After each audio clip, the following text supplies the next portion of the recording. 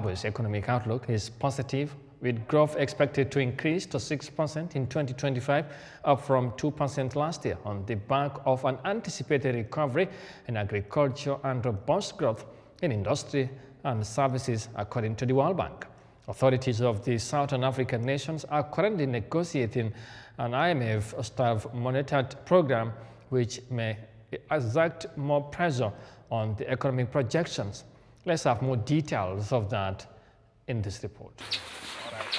Zimbabwe's economy is forecast to grow by 6.2% on the back of a post-drought rebound in agriculture and increased output of gold, lithium and iron and steel.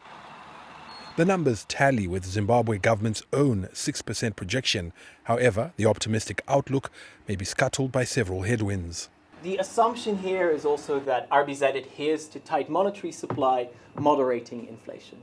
There are significant risks to this outlook. There is obviously the possibility of continued climate shocks. There are the potentials of fiscal risks, particularly related to a rising wage bill, expenditure arrears, and as in previous years, there is a risk of excess money supply growth, inflation, and exchange rate depreciation. Maintaining the tight monetary policy is a double-edged sword, on one hand helping to rein in inflation while also impacting productivity. There's also this tight liquidity environment where manufacturing sector mostly is constrained, higher interest rates, so there will be constrained challenges. There will be challenges to that growth, and it might not be as optimistic as they are making it out to be.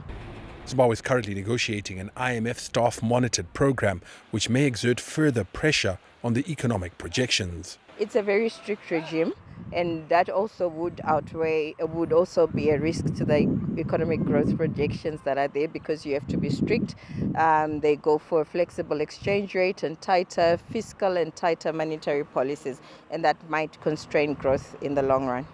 However, the IMF-led program is necessary for Zimbabwe to continue its debt clearance negotiations and qualify for international loans, which it has failed to access since 1999 when it defaulted on its debt.